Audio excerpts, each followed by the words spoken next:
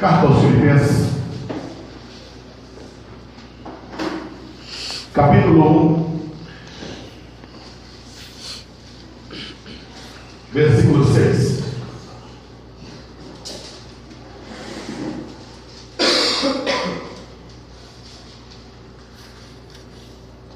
Diz assim a palavra do Senhor: tendo por certo isto mesmo, que aquele que em vós começou a boa obra, a aperfeiçoará até ao dia de Cristo Jesus. Podemos aguardar, Deus. A carta aos Filipenses é chamada a carta da alegria, a carta que Paulo escreve expressando a alegria do viver cristão.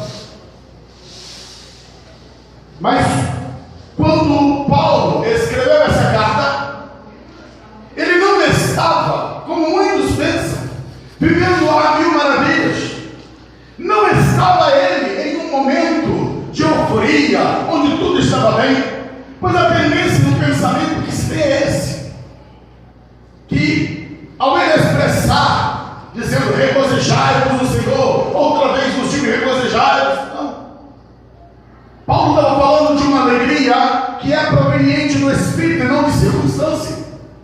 Paulo, quando ele está escrevendo para aquela igreja e ele externa essa alegria dele, não era porque Paulo estava cercado com coisas motivadoras. Não, a força propulsora da alegria de Paulo era interna e não externa, porque a alegria do crente não é gerada pelas coisas que estão à sua volta. A Bíblia diz que o fruto do Espírito é o amor, alegria, paz. O fruto do Espírito é gerado dentro de nós e nos leva a viver alegres na presença do Senhor, independente do que está à nossa volta. Sabe onde Paulo estava quando escreveu essa carta? Na prisão, aprisionado, com inúmeras acusações. Paulo, quando escreveu essa carta, ele sabia que ele corria um sério risco de vida. Ele estava ali na prisão com uma iminência de condenação e uma possível morte prematura. Tanto é que ele expressa no final do capítulo 1, ele diz: porque para mim o viver é Cristo, morrer é ganho. Porque Paulo sentia que havia a possibilidade de uma condenação, e essa condenação culminaria em morte. Mas mesmo estando preso, cercado pela adversidade, seu coração estava livre, sua alma, seu espírito estava livre em Deus, alegre no Senhor. Amados, há uma presença viva de Deus, o Espírito Santo em nós, que alegra a nossa alma, que alegra o nosso coração, mesmo cercado de adversidades, cercado de situações complexas. Era assim que Paulo se encontrava, preso, mas livre no Senhor, livre no seu Espírito. E ele escreve para a igreja de Filipos, a sua saudação inicial, ele diz assim, Paulo e Timóteo, servos de Cristo Jesus, a todos os santos em Cristo Jesus que estão em Filipos, com os bispos e diáconos, graça a vós e paz da parte de Deus nosso Pai e do Senhor Jesus Cristo. Paulo está dizendo: olha, eu estou aprisionado, mas Timóteo está comigo. Paulo, ele tinha uma assessoria de irmãos que ia estar com ele, que ia visitá-lo, que ia fazer companhia, mesmo ele estando dentro da prisão.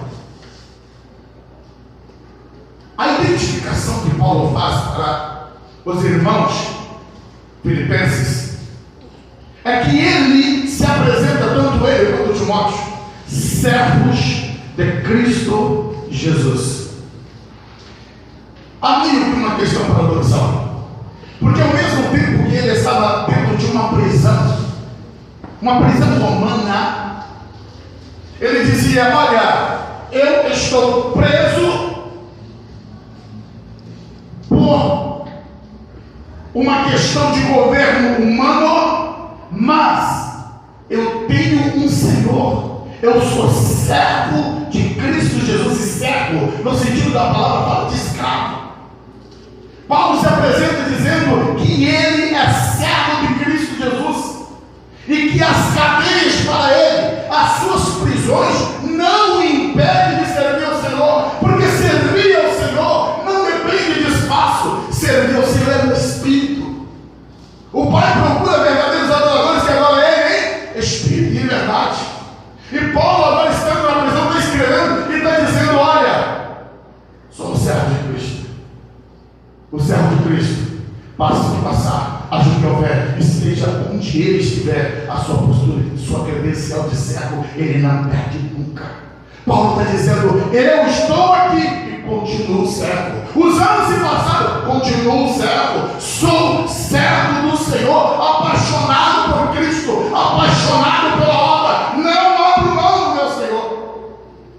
E ele diz: olha, a todos os santos que estão em Filipos, e aos bispos e aos diabos, ele está dizendo: olha, estou escrevendo para os irmãos, estou escrevendo para os líderes, quero atingir todos. Paulo transmite na sua salvação um sentimento de gratidão. Ele diz: olha, dou graças a Deus todas as vezes que eu me lembro de vós. Paulo está dizendo: olha, todas as vezes que vem à memória a igreja de Filipos, eu tenho um coração grato ao Senhor. E ele expressa o porquê dessa gratidão. Ele diz: olha, eu tenho orado por vocês, sempre faço menção de vós na minha oração, e com muita alegria. E qual era o motivo da alegria de Paulo em relação à igreja de Filipos? Duas coisas. Primeiro, Paulo se sentia feliz de que os irmãos estavam vivendo na verdade, estavam de fato evidenciando o poder do Evangelho. Segundo, eram cooperadores na obra que Paulo estava realizando. Paulo diz que vocês sempre cooperaram comigo. Por favor, versículo 5, olha o que diz: pela vossa cooperação no Evangelho, desde o primeiro dia até agora. Paulo está dizendo: olha, vocês têm cooperado comigo, desde o primeiro dia que vocês se converteram, que a obra começou aí, vocês se tornaram meus cooperadores. E aqui eu quero abrir uma ressalva. Paulo está falando do primeiro dia. Paulo está lembrando do início da igreja. E eu, quando eu estava meditando nessa palavra, eu fiquei a pensar: Paulo não sofria de traumas nem de amarguras com aquilo que ele viveu na cidade de Filipos. Aqui tem muitas coisas para nós aprendermos com essa expressão paulina. Sabe por quê, irmãos? Paulo, ele iniciou a obra em Filipos debaixo de dificuldade. Paulo foi tomado com açoites. Paulo foi tomado com aprisionamento. A igreja, ela nasceu debaixo do sofrimento do apóstolo Paulo. Nós cantamos aqui, né, muitas das vezes, aquele hino que diz Paulo e Silas lá na prisão. Eles cantavam, eles adoravam, eles louvavam. Que lindo! Difícil é viver. Difícil é viver. Paulo e Silas, na cidade de Filipos, estavam eles com o corpo dilacerado, mas com o espírito livre para louvar e adorar o Senhor naquela cidade. E Paulo está trazendo a memória que desde o primeiro dia eles se tornaram cooperadores no ministério, na vida de Paulo, na igreja local. Eu aprendo, queridos, quando nós estamos empenhados em realizar a obra de Deus, Deus sabe e cura os nossos corações diante das frustrações e decepções. Paulo consegue olhar para a igreja de Filipos e dizer: ei, eu consigo me recordar de vocês com alegria, porque apesar dos açoites, das feridas, das marcas, das cicatrizes que ficaram sobre mim, uma igreja edificada em Filipos. Tem uma igreja marcada, tem uma igreja que foi inaugurada, tem uma igreja que foi estabelecida. E aí entramos no versículo 6 e nós lemos. Paulo agora expressa a sua convicção. Tendo por certo, isso mesmo. Ele fala com convicção, com certeza plena. Aquele que começou a boa obra. Paulo vai dizendo: olha, o que ocorreu entre vocês, o que ocorreu na cidade de vocês, é uma obra que Deus começou aí. Essa é a certeza que Paulo tem. Na Bíblia encontramos Deus descrito como aquele que é o princípio e aquele que é o fim. Ele é o alfa, ele é o ômega. Tudo inicia nele, começa nele. Por favor, vamos ler Tiago capítulo 1, versículo 17. Quem achou, lê para nós. Tiago capítulo 1, versículo 17.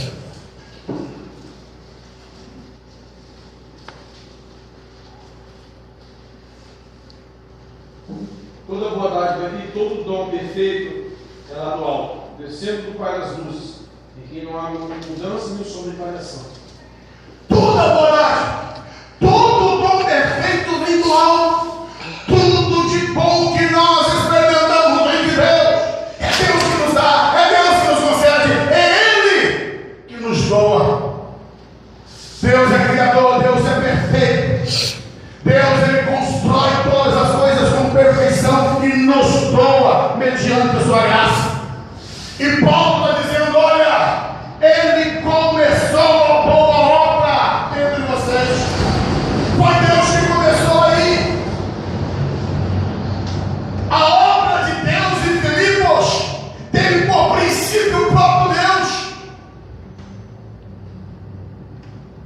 E o que temos ali?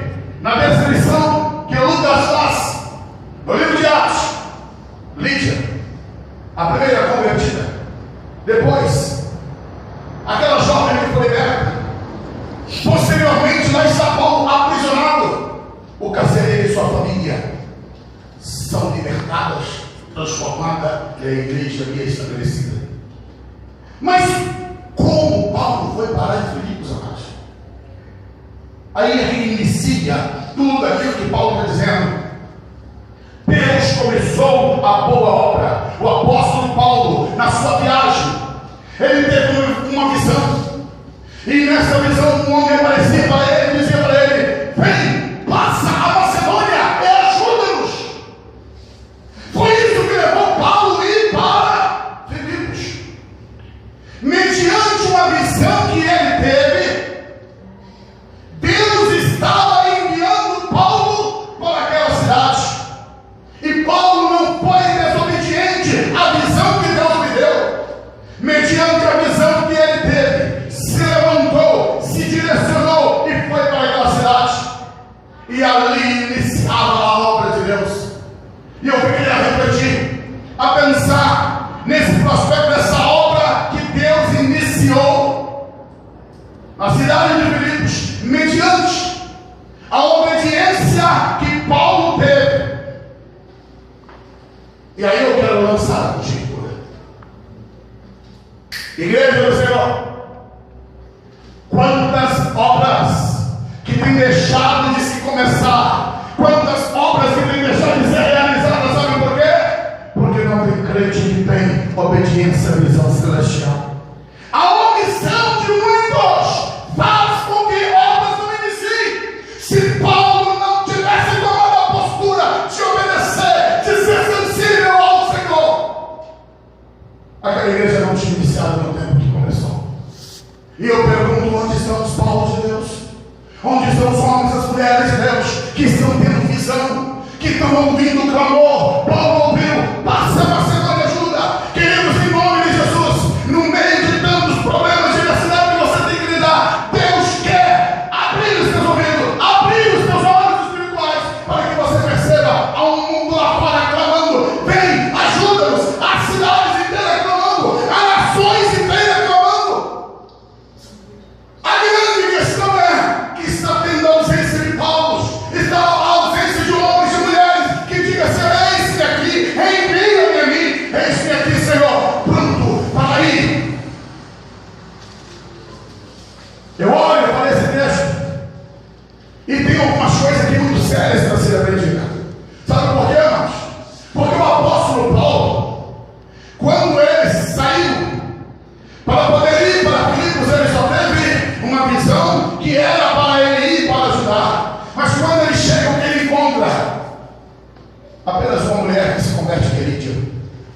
Depois ele encontra-se com uma mulher endemoniada, tomada por um espírito de adivinhação. Paulo executa o que tinha que fazer, opera a libertação da vida daquela mulher, e a consequência são açoites, são vergonhas sobre ele, aprisionamento, humilhação. Do ponto de vista humano, Paulo tinha entrado numa furada. Mas quando Paulo, ele mesmo está relatando, ele está dizendo: olha, Deus começou a obra entre vocês. Tudo que eu passei, tudo que eu sofri, isso foi em redundância para a glória de Deus. Quando eu e você, quando qualquer um de nós nos postulamos para nos colocar nas fileiras de trabalho e começamos a fazer exigência para Deus, estamos em postura errada. Paulo, quando ele se predispôs a fazer a obra que Deus queria iniciar, ele estava pronto para viver ou para morrer, seja livre ou preso, com muito ou com pouco. Lá estava ele, o grande servo do Senhor. Esse era o seu título: servo. Servo que não exigia, servo que estava pronto a cumprir a vontade de Deus, independente do que poderia ocorrer com ele, porque ele era servo. Queridos, Deus começou uma grande obra nesta terra há 2000 anos atrás, lá na cruz do Calvário. A obra da nossa salvação foi iniciada. Ele começou a obra e ele é fiel para completá-la. E Deus, na sua realização da salvação do mundo, a sua obra de salvar os homens, Jesus, ele disse que para isso o Filho de Deus, ele veio para buscar e salvar aqueles que haviam perdido. Sim, ele veio para isso. E ele disse para os discípulos agora: portanto, ide de fazer discípulos de todas as nações, ide por todo mundo, pregar o evangelho a toda criatura. Se ele nos comissionou, ele nos direcionou para que nós pudéssemos cumprir o chamado, cumprir o ministério, cumprir aquilo que Deus tem para a nossa vida. Infelizmente, amados, muitos não têm se despertado para aquilo que Deus começou, para aquilo que Deus está fazendo, para aquilo que Deus tem ainda a realizar. Eu e você somos privilegiados. Sabe por quê, queridos? O apóstolo Pedro, ele escreveu e disse que os anjos atentaram para essa obra. Os anjos queriam cumprir essa obra de anunciar, de propagar. Porém, infelizmente, ou felizmente, né? Deus nos deu esse grande privilégio, essa oportunidade. Mas muitos não valorizam isso. Não valorizam esse privilégio que Deus nos deu de sermos participantes da obra.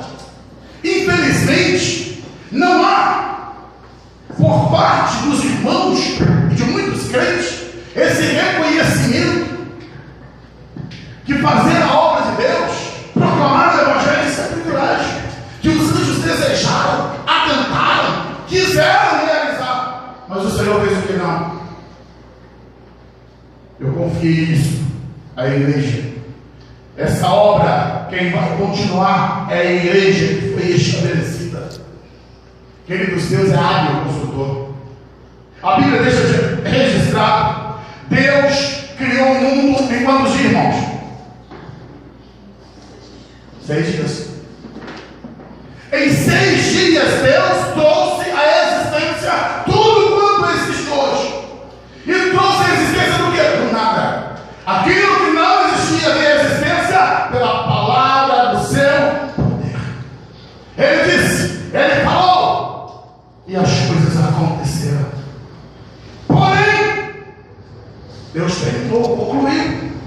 E a Bíblia diz, escreve, que Deus disse que tudo quanto ele fez era bom. Tudo quanto foi criado era muito bom.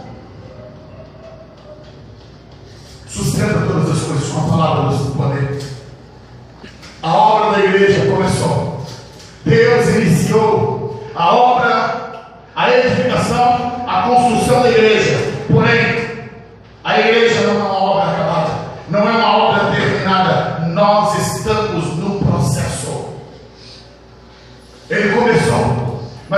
estamos caminhando rumo ao alvo, rumo ao propósito. Há um projeto de Deus para mim e para você. Deus tem um projeto para a igreja. Se pudéssemos descrever, teríamos que colocar na frente da igreja ali, ó. Estamos em obra. Na nossa testa teríamos que estar escrevendo assim, ó. Estamos em obra. Nenhum de nós somos projetos terminados. Estamos ainda em projeto de construção. Provérbios capítulo 4, 18 diz que a vereda do justo é como a luz da aurora, que vai brilhando, brilhando até ser dia perfeito. Nós seremos dia perfeito quando nós chegarmos na eternidade com o Senhor. Sim, aí a obra vai completar em nós. Mas enquanto nós estivermos vivos, estamos sendo aperfeiçoados pelo Senhor. Deus operou em nós a salvação. A salvação ela inicia na conversão. Nós estamos hoje no processo de santificação, mas temos como alvo a glorificação. Quando o nosso corpo foi revestido da glória do Senhor, toda a corrupção ser revestida da incorruptibilidade, aí sim seremos glorificados e completará a obra de Deus em nós. Mas enquanto não chegar aquele dia, nós estamos ainda no processo de construção. E nesse processo de construção, queridos, Deus investe em nós. Deus é poderoso para completar a obra que Ele iniciou. Agora tem algumas coisas que nós precisamos observar. Deus, na sua intenção, no seu propósito, no seu projeto, Ele sabe exatamente o que tem que fazer na tua vida. Ele sabe exatamente as áreas que tem que ser construída e como serem construídas. Toda ilustração tem seu limite quando vamos aplicar no sentido espiritual. Se contratamos uma empresa para construir uma casa, isso vai demandar estrutura de alvenaria, vai demandar um projeto elétrico, um projeto hidráulico, um projeto de acabamento, de pintura. Porém, a obra é um elemento estático, não de vida. Só depende do construtor. O construtor, com seus materiais, executa mediante o projeto entregue. Nesse sentido, não tem como aplicar a nós como igreja, porque nós não somos elementos estáticos, somos elementos vivos. Nós temos poder de reação. Deus deu a mim e você o poder de reagir positivamente ou negativamente. Nós podemos reagir positivamente dizendo sim, Senhor, completa, continua, estou disponível, eu quero viver o meu projeto, eu quero viver conforme a tua vontade, conforme o teu querer. Mas nós podemos também recusar o projeto de Deus, recusar a maneira de Deus agir, mover e trabalhar em nós. E nesta noite quero eu te levar a uma reflexão. Deus começou a obra, é fiel e poderoso para completar, mas eu quero te perguntar em que estágio você está. Como está a obra de Deus na sua vida? Como é que está a obra de Deus no seu coração? Eu anotei algumas coisas. Assim como nós olhamos as obras públicas, infelizmente muitos cristãos estão vivendo a sua vida como obras públicas. Cristão tem projeto, tem orçamento,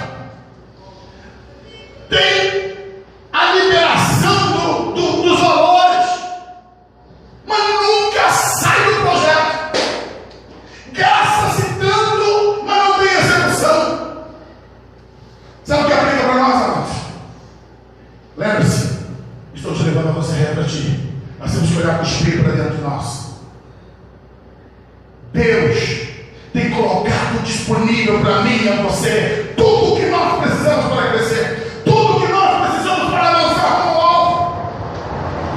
Porém, alguns cristãos estão exatamente igual a obras públicas, paralisadas, atrasadas, sem avanço nenhum. Mas isso não é por culpa de Deus, é por culpa dos próprios cristãos que não se disponibilizam para o Espírito Santo trabalhar. Irmãos, já falei, mas eu repito: Oração na vida cristã é insubstituível. Deus nos chamou para viver uma vida cristã que precisa de oração, de palavra, do jejum, da adoração, da vida santa com Deus. São elementos da nossa construção que nós estamos trabalhando na santificação diária. Sem esses elementos, sem essa disciplina espiritual, não tem construção, não tem desenvolvimento. Por isso temos muitos crentes anêmicos, raquíticos, que não crescem, que não desenvolvem, que não têm comunhão com Deus, têm uma experiência mesquinha, fria, apática com o Senhor, pela falta de relacionamento, pela falta de comunhão com Deus. Infelizmente, muitas obras foram paralisadas, mas não é por culpa de Deus. Quantos ministérios hoje que estão dentro da gaveta, quantos projetos de Deus estão engavetados, queridos, mas não é Deus que engaveta nada, não é Deus que paralisa, é eu e você. Somos nós que atrasamos o projeto de Deus na nossa vida.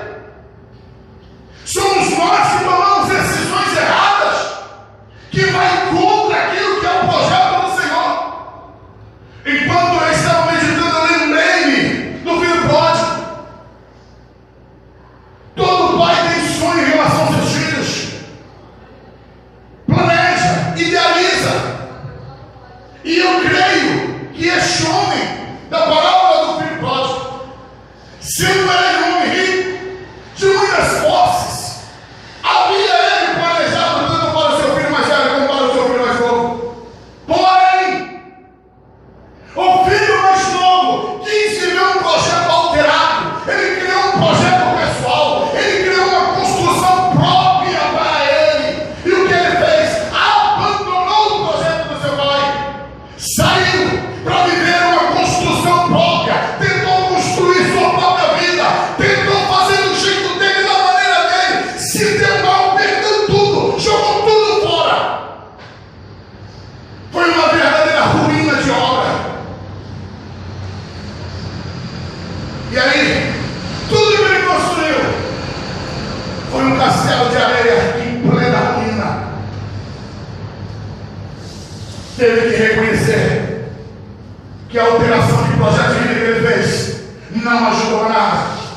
Graças a Deus que esse aqui ainda deu tempo de corrigir. Esse aqui deu tempo de voltar para a casa do pai. Esse aqui deu tempo de reconhecer que o projeto dele estava errado, a construção dele estava errada. E aí ele admite, assume e diz: eu voltarei a viver o projeto que meu pai tinha para mim. Vou lá, vou pedir perdão, vou tentar me encaixar para ver se ele ainda me dá uma chance. E eu olho para o texto bíblico e eu aprendo: aquele pai nunca desistiu de um projeto na vida daquele filho.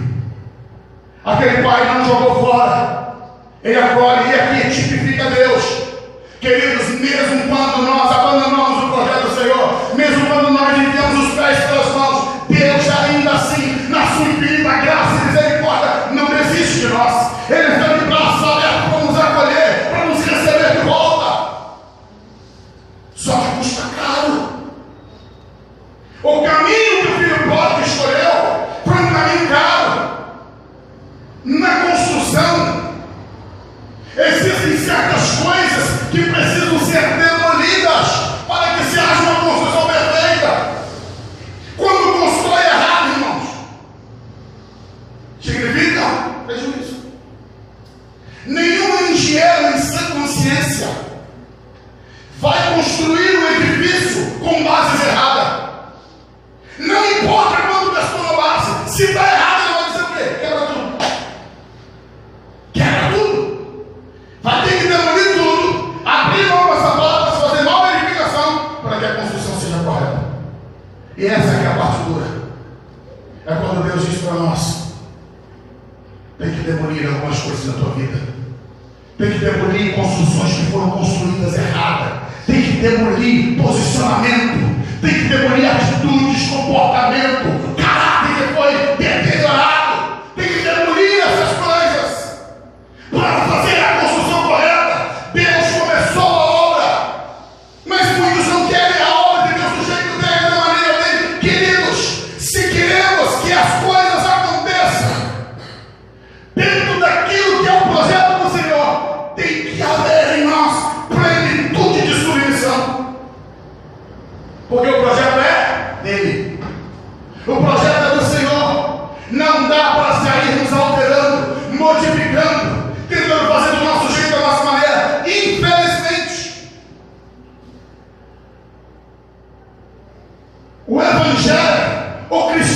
isso, tem passado uma crise de deturpação. Estamos vivendo o tempo onde o Evangelho é pregado e os crentes vivem hoje. Cada um vive do seu jeito, da sua maneira. A Bíblia é interpretada conforme a sua tese, conforme o seu próprio entendimento. Não se depende mais do Espírito Santo para se direcionar na vida. Muita coisa é baseada no achismo. Eu acho. Não é mais Deus que falou. Não é mais a Bíblia diz. Não é essa é a posição do Senhor. Não. Muitas coisas hoje é baseada que eu acho, eu deduzo. E com isso, construções têm sido abandonadas, paralisadas, alteradas. E o projeto de Deus, que é perfeito e absoluto, não tem sido concluído na vida de muitos. Nessa noite, Deus está ministrando ao seu coração, porque Ele é poderoso para completar aquilo que Ele começou na tua vida. Porém, nós temos que nos submeter ao projeto de Deus. Jesus, Ele virou para os judeus, entenda, Ele estava falando com os judeus, aqueles que são filhos da promessa, aqueles que são filhos da aliança. Ele diz: olha, se todos vós igualmente não vos arrependerdes, todos perecereis. É a palavra que Deus tem para a igreja. Se todos nós não nos arrependermos, se não tivermos uma postura de santidade, a Bíblia diz que sem a santificação ninguém verá o Senhor. Sem arrependimento, sem mudança de vida, sem mudança de postura, ninguém verá o Senhor. Tem que haver em nós, amados, a submissão ao Espírito Santo. Tem que haver em nós a postura de obediência à palavra. Deus não abre mão de santidade para ninguém. Não existe promoção no reino de Deus. Somos tendenciosos a dar jeitinhos, né? Brasileiro tem os seus jeitinhos.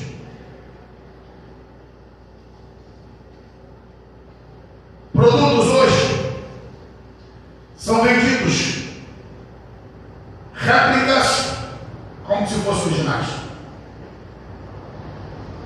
Você encontra em lojas, por exemplo, você tem um produto, seja lá uma roupa, um móvel, um eletrodoméstico. O original, ele custa lá 300, 400 reais. Aí você vai na outra loja, você tem um que é igual a esse, só não é original, não é a marca desse. É similar e é parecido, mas ele custa 50, custa 20. E aí o que você ouvida? Eu vou usar o mais barato. Eu vou aquele que custa menos. Queridos, quero vos advertir. Aquilo que é o barato aqui pode custar caro, dependendo do que você está consumindo.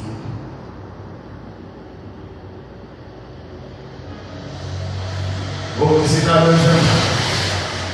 Pelos noticiários, no noticiário, inúmeras mulheres que perderam a vida porque foram usar produtos em seu corpo que eram réplicas do original.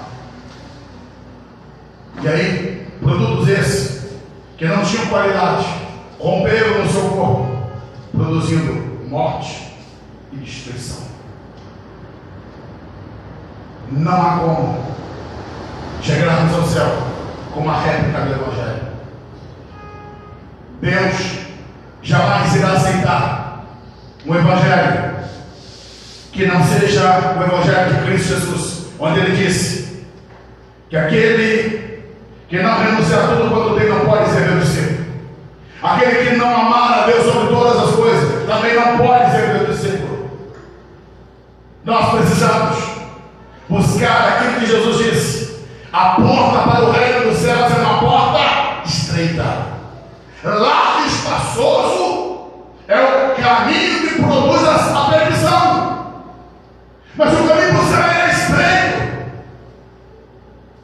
Exige de nós renúncia, abnegação, mas infelizmente muitos têm optado pelo caminho largo, pela porta larga. Jesus disse que muitos tomariam esse caminho. Mas a pior tragédia desse nosso tempo é que